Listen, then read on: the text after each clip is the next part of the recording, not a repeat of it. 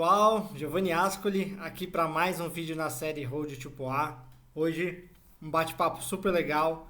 Trouxe um cara super amigo, especialista em maratona, Rodrigo Lobo, atleta amador de alto rendimento, tem aí no seu currículo diversas provas de Ironman 70.3, maratona, meia maratona. O cara é um super atleta e trouxe aí a gente bater um papo bem legal sobre algumas dicas bem práticas aí sobre a maratona, principalmente sobre a semana da maratona e o dia, quais são as melhores tomadas de decisões, as melhores coisas que se devem fazer num dia de uma prova como essa, uma prova super especial. Então se liga como foi esse bate-papo e vamos com tudo, galera. Tá chegando. Fala pessoal, Giovanni Atcoli aqui mais uma vez, falando um pouquinho dessa série Road to Poá, toda a minha trajetória até a Maratona de Porto Alegre.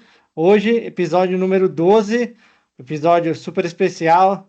Trouxe um cara aqui, ele vai falar um pouquinho aí sobre a experiência dele, mas eu acredito que seja talvez a distância que ele mais gosta aí em todas as provas. Ele vai falar um pouquinho também, mas estamos hoje aqui com Rodrigo Lobo, treinador, atleta de corrida, atleta de triatlon, pai, empresário. Fala aí, Rodrigão.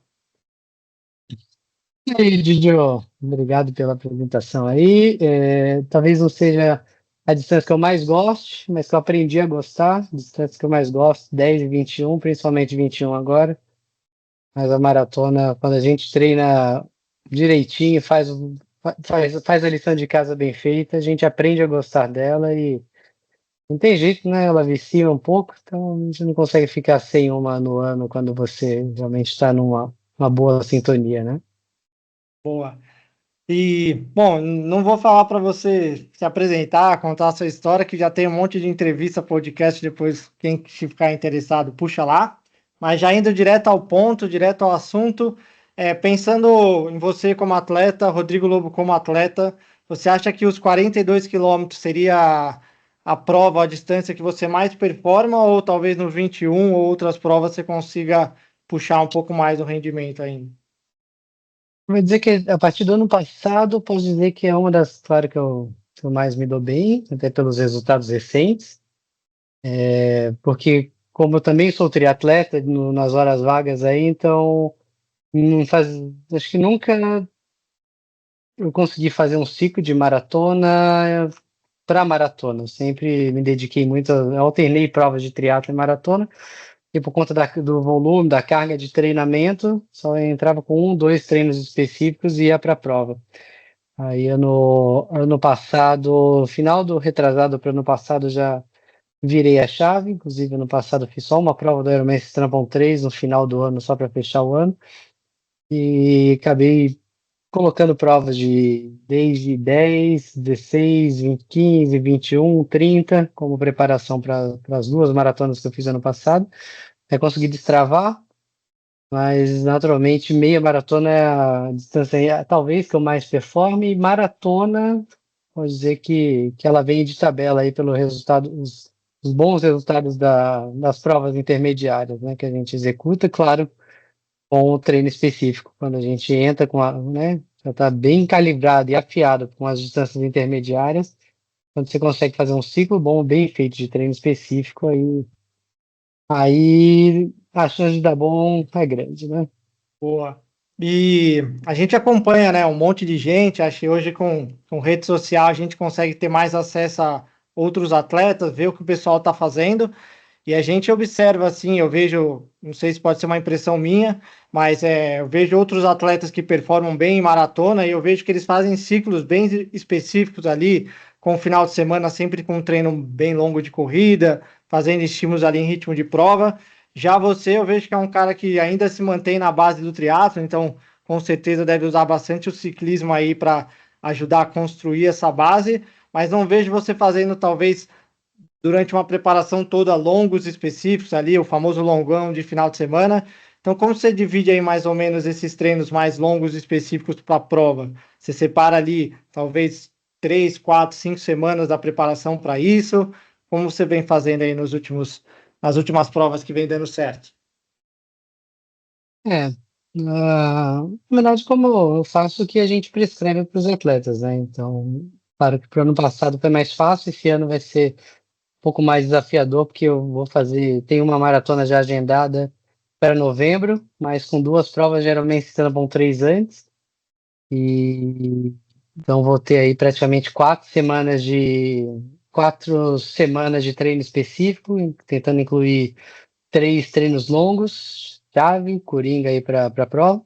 Mas geralmente a gente faz como para os atletas mesmo, né? Em torno de 8 a. Tanto é que a mesma periodização, mesmo DNA técnico, então 8 a 10 semanas antes da prova, a gente já começa a subir cronicamente a carga de treino, e incluindo aí, né, dentro dessas 8, 10 semanas, pelo menos uns 4 a 5, dependendo aí, até 6 treinos acima de 22, que é acima da distância da meia maratona, quando não encaixa uma prova, né? Hoje em dia a gente tem provas no calendário importantes, que são preparatórias para maratona, desde meia maratona, né? Como eu falei, a gente consegue calibrar as distâncias intermediárias, ajustar, praticamente fazer um ajuste aí de zona de intensidade para prever a zona que a gente vai aplicar na maratona. Quanto algumas provas, né, de 28 que a gente tem, 30, então são provas importantes que a gente consegue incluir no calendário também, como forma de treinamento. Mas geralmente aí são 4 a 6 treinos longos acima de 22. E como eu também pedalo, né? Então, às vezes eu não chego até os 34, 36, eu paro nos 30, 32 e dividindo aí, alternando os longos, tanto em rodagem um pouco mais abaixo né, um pouco mais leve, numa intensidade mais baixa, aí de meia a uma zona abaixo do que a gente vai executar eu vou executar na prova. E esses treinos são importantes, treinos blocados ali com blocos de ritmo de prova ou até um pouquinho abaixo do ritmo de prova, alternando com descanso, blocos de 4, 5, 7, 8 quilômetros. Na verdade, ano passado cheguei até a fazer treinos com 2 blocos de 10K, 5 segundos abaixo de ritmo de prova, para poder também testar tênis, testar roupa, testar suplementação, que é muito importante, e quando a gente vai para a prova, para estar com tudo isso engatilhado. Boa, muito bom. E agora a gente está chegando no momento aqui do calendário bastante importante para a gente, né? Duas grandes maratonas, se não as duas maiores aí do Brasil, Maratona de Porto Alegre aí daqui 2 semanas e daqui umas 4 semanas temos Maratona do Rio. E são duas provas bem distintas, né? Não sei se você já fez alguma delas, ou as duas, né? Mas são provas que têm características bem diferentes ali em questão de clima, ambiente, temperatura. É, como você vê talvez fazer uma prova num ambiente mais frio ali, como Porto Alegre, um ambiente mais quente com umidade lá no Rio, as principais diferenças, encarar provas em distâncias iguais, mas com características bem diferentes entre elas, assim. Pois é, uma curiosidade, né? Eu nunca fiz esses tantos anos de corrida nas costas, aí, sei lá, 26 anos. Nunca fiz maratona de Poá, mas claro que a gente imagina como seja o clima por conta até da experiência que a gente tem com os atletas. Também não dá para esperar muito, né? Hoje em dia, com variação climática, essas variações climáticas doidas que a gente tem, a gente já teve situações, tanto aqui quanto fora do país, que espera aí uma temperatura baixa e não é, então a gente tem que de fato estar preparado para tudo.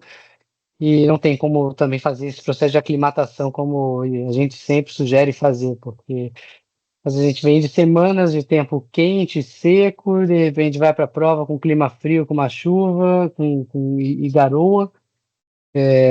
Hoje em dia é difícil, né? Até quando a gente vai fazer uma prova fora, as majors são mais para o final do ano.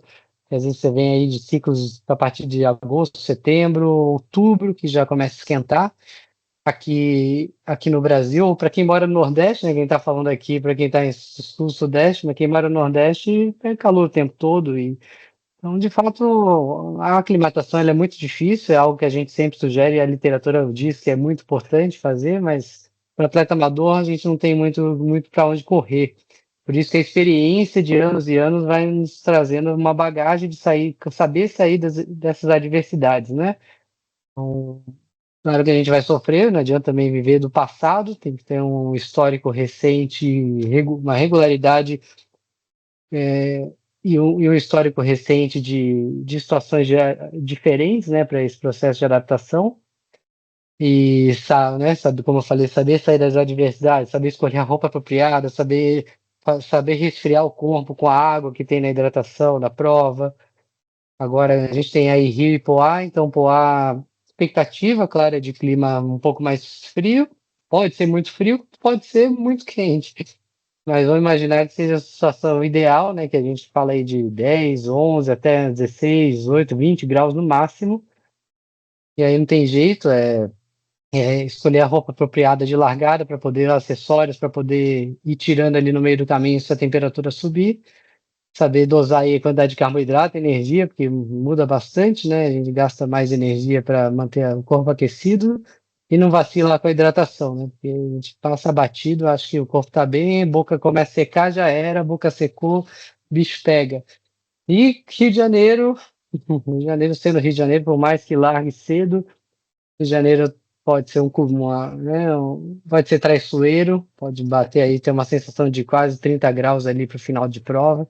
Então, quem não cuidou também, mesmo sendo cedo, não cuidou da hidratação desde o início e não soube refrigerar o corpo, vai pagar a conta, vai ser alta, altíssima, principalmente quando ainda mais que a gente, das duas provas tem o fator vento, também tem que ser levado em consideração. As duas provas aí por correr margeando, vamos dizer, orlas, assim, né? Então a gente não tem tanta proteção de prédios, como a gente vai para uma major, por exemplo, que corre muito protegido por prédios em algumas partes, e represado, né, o vento represado. Aqui tem que saber lidar com o ritmo, então quando a gente está a favor do vento, tem que saber entender que não pode apertar muito, mas tem que fazer uma conta boa aí, porque vai sempre andar uns segundinhos abaixo com a frequência estabilizada. E depois, quando entra o vento contra, trechos de vento contra, tem que saber que o pace não tem jeito, vai subir, não queira ser teimoso e, e querer fazer o pace baixar, andar no pace médio, por isso que, né, a gente vai compensando, tem que saber. Não tem treinador nenhum que vai conseguir botar essa estratégia, porque não dá para prever para qual direção, apesar da gente ter uma tendência de direção de vento, não dá para prever. Então, por isso que é importante o atleta saber sair dessas adversidades, mudar um pouquinho de técnica, né? Quando entra o vento contra, encostar mais a passada, andar mais protegido em grupo, se tiver possibilidade, pessoas correndo em volta. Isso é importante, uma dica valiosíssima. É isso, esse é um panorama geral aí de Boa. condições climáticas e que a gente precisa saber lidar com isso aí no momento da prova, né? Boa, muito bom. Acho que sempre tem aquela questão acho que o planejamento é muito importante, você chegar ali na prova tendo na cabeça um plano para executar, mas também entender que muitas vezes você vai ter que fazer adaptações ali de acordo com o que você tiver no momento, e se quanto mais treinado você tiver, mais alinhado com percepção de esforço, tudo que você está pronto e sabe que você pode entregar no dia, acredito que a gente se saia bem nessa, nessas adversidades que vão surgindo. E falando um pouquinho agora sobre a semana especificamente da maratona, me conta um pouquinho de como que é uma semana aí de maratona, semana-chave aí de maratona, chegou na semana da prova, como você costuma fazer em questão aos seus treinos, a sua rotina, muda alguma coisa ou mantém fazendo ali o que tá acostumado, como funciona para você? Pois é, né? Hoje é bonito falar, antes essa palavra a gente chamava de semana de prova, agora é Race Week, né? Todo mundo É, agora vai postar no Instagram Race Week. E não tem jeito, né? Semana de prova ela merece atenção especial. Para o atleta amador não tem muito o que fazer, porque quem tem filhos sabe bem que não dá para largar, só se você tiver uma boa rede de apoio. É muito individual. Quando a gente fala de semana de prova, é extremamente individual e a gente tem que respeitar o momento de cada um. A gente só tem aquelas recomendações básicas que a gente tem que tentar, claro, mirar e fazer de tudo para que seja possível dentro das propostas, né, dentro do que realmente é real de ser executado, que é não fazer nada mirabolante, né? Tem gente que quer ainda crescer na última semana de prova, acho que vai destreinar, meu Deus, não vou fazer um intervalado, né? Porque tem a falsa expectativa de que se baixar a carga de treino vai destreinar, e tem que tomar muito cuidado, ainda mais você vê na rede social atletas de alta performance, com volumes e intensidades altas na semana pré-prova, e você acha que aquilo é o que deve ser feito, você tem que tomar cuidado. Depende, você vê com uma carga crônica de cansaço, um cansaço crônico acumulado, e às vezes é melhor você tirar mais ainda o pé, né, do que a gente vê e preconiza aí.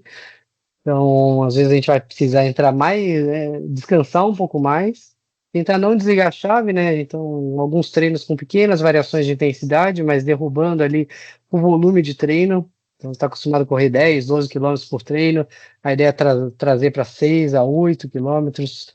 A gente tem uma redução aí de 20 a 30% da carga na semana de prova. Lembrando que o polimento não é só na semana de prova, né? Ela vem, dependendo da prova, 2 até 3 semanas antes que esse volume, né, essa carga de treino, que a gente fala da relação entre volume, intensidade e a frequência de treino vai diminuindo.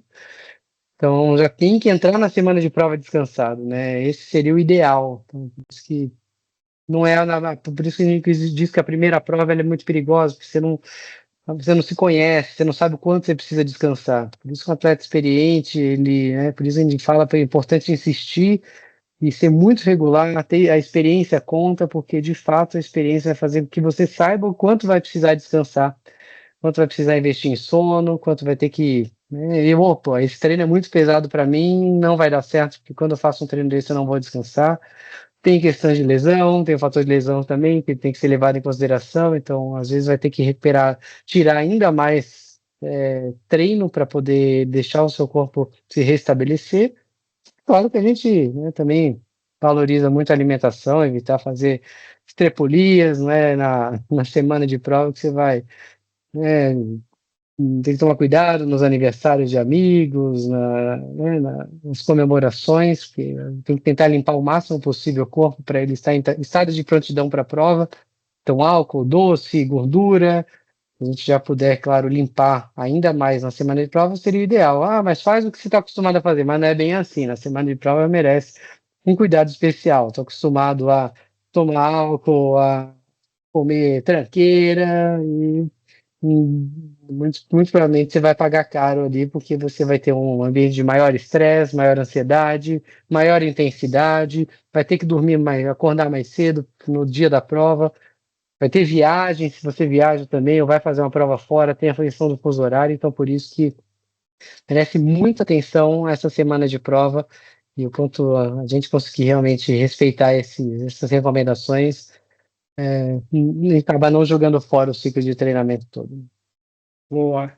Acho que você tocou um ponto legal nessa questão de saber lidar, né, com essa semana de prova. A gente acompanha os atletas, a gente vê no dia a dia, por exemplo, aquele atleta que fez um ciclo muito bom de treinamento, não perdeu treino, gabaritou ali todos os preceitos ali básicos que precisam ser feitos, mas tem aquela questão psicológica que a gente sabe que é um fator importante, ainda mais numa prova grande como essa.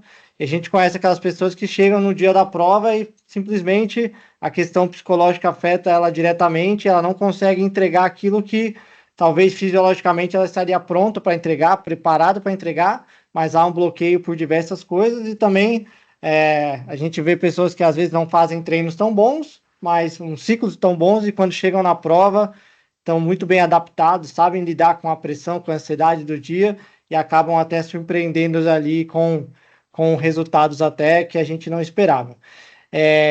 Como você se prepara assim, pensando nessa questão mental, psicológica, para encarar uma prova que ali, no seu caso, ali próximo de 2 horas e meia de prova, correndo numa intensidade que exige concentração, né, conexão de frequência cardíaca, percepção de esforço, então é uma guerra ali mental muito forte ali para você manter dentro do que você procura fazer na prova. Como você lida com isso? Se existe alguma preparação específica que você faz? Pois é, por isso, por isso que eu digo que por mais que você, né, faça os treinos incríveis, se você não tem, a gente recomenda o atleta participar de distâncias menores, né, fazer todo o processo até chegar numa prova longa que requer realmente maior tolerância mental. Muitas coisas vão acontecer e você vai ter que sair desses problemas todos. primeiro de tudo, não tem jeito, é simplificar, esse processo de simplificação é importante, porque às vezes a ansiedade, você já querer achar que vai dar tudo certo, já olhar para a famosa linha de chegada, já mirar para ela e não pensar em cada etapa que vai ser percorrida. Então, simplifica, fragmenta a meta em submetas, isso é muito importante. Vai quebrando a meta em submetas para você não bater aquela ansiedade de, meu Deus do céu, será que vai dar ou não vai dar? Vai ter que percorrer tudo isso, quanta coisa vai acontecer. E simplificar, lembrar que você já passou por muitos problemas durante os treinos, claro que se o atleta fizer, gabaritou todos os treinos, né, ou grande parte deles, essa é a vantagem de você ter um bom ciclo, né, quando você tem um bom ciclo, você passa por todos os percalços que vão acontecer. Isso que a gente valoriza muito a regularidade e a consistência, né? Porque se o atleta ele fica altos e baixos, naturalmente a ansiedade vai ser muito alta, porque, né, a confiança está lá tá lá no chão. Então, primeiro é fazer uma leitura daquilo que é possível, alinhando a expectativa com aquilo que você realmente executou. Isso é muito importante, não criar uma falsa expectativa, principalmente comparando com os outros, imaginando que, meu Deus, se eu não fizer um sub 3 numa maratona, se eu não correr para esse pace, o que vão achar de mim? O que eu vou ter que inventar história depois lá no Instagram, porque eu não bati minha meta. Então, trazer mais para você a sua meta, não ficar externalizando tanto e se fragilizando, isso é muito importante, tem que tomar cuidado para não ficar indo muito para fora, porque senão você acaba deixando de fazer por você, acaba querendo fazer pelos outros, fica imaginando na prova o que os outros vão achar de mim. E segundo, não tem jeito, cara.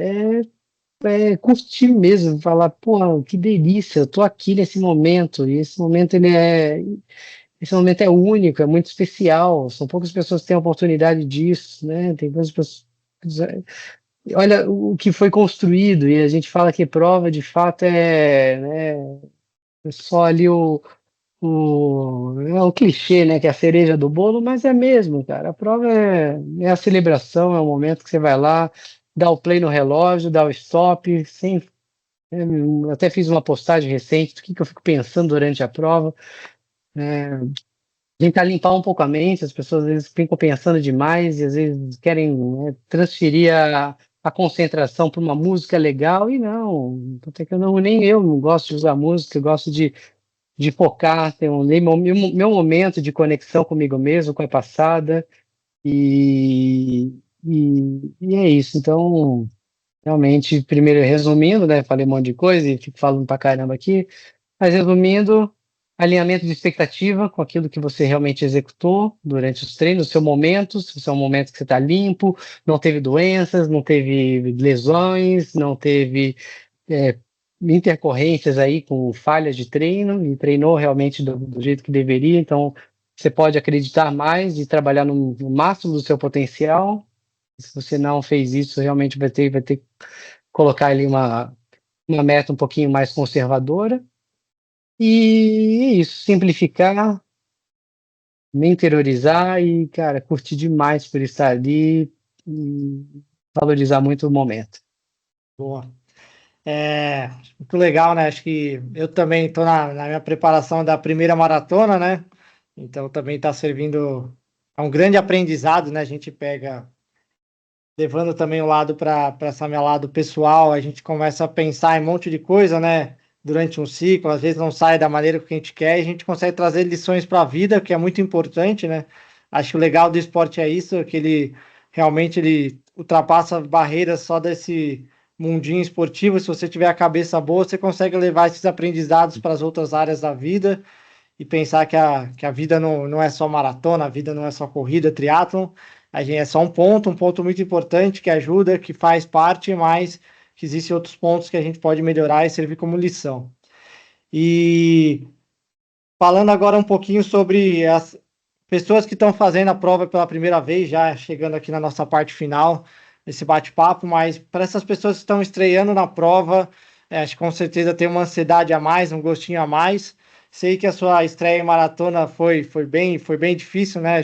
Você já relatou para mim que foi uma experiência ali desafiadora para você, mas para essa estreia na maratona, O que você diria aí para as pessoas que vão fazer a primeira maratona, que tem medo daquele famoso muro dos 30 quilômetros, acha que vai dar tudo errado dos 30 para frente? Como lidar com tudo isso? Eu acho que talvez a primeira grande dica é curta a primeira, né? Passa ali, curta, sirva uma grande festa, como você falou, é um privilégio a gente só largar uma prova e dirá uma maratona. Então, quais são as dicas aí para quem vai fazer a primeira? Não tem jeito, maratona, eu digo muito respeito, né? A gente tem que respeitar a distância. Por mais que você tenha treinado, né? Você não, geralmente vai nos treinos até os 30, 32, principalmente quem começa, não vai para longos muito longos, né? Vai para longo de 28 a 32 no máximo. Então tem que tomar realmente muito cuidado, porque nunca viveu a experiência de passar dessa distância. Então, quando você vai para um novo, você tem que respeitar. Então, o que que é o respeitar? Não achar que você está bem demais, não achar que você não precisa do carboidrato, que você está se sentindo bem, não achar que, né, está sobrando perna e vai apertar antes do tempo, porque como você vai trabalhar numa intensidade mais baixa, uma maratona, os primeiros 10, 15, 21 quilômetros eles vão ser mais confortáveis.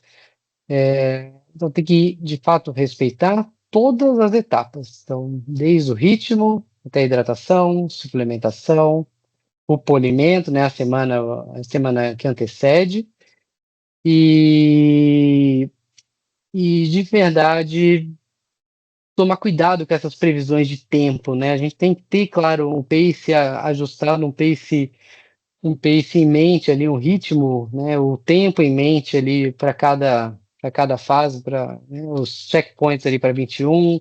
Então, por mais que você quebre, tenha um meio, não que se frustre se você, porventura, na primeira prova, não bater, não cravar o tempo, ou quebrar, vamos dizer assim, porque é um aprendizado, é algo novo, é algo desconhecido que precisa ser desbravado.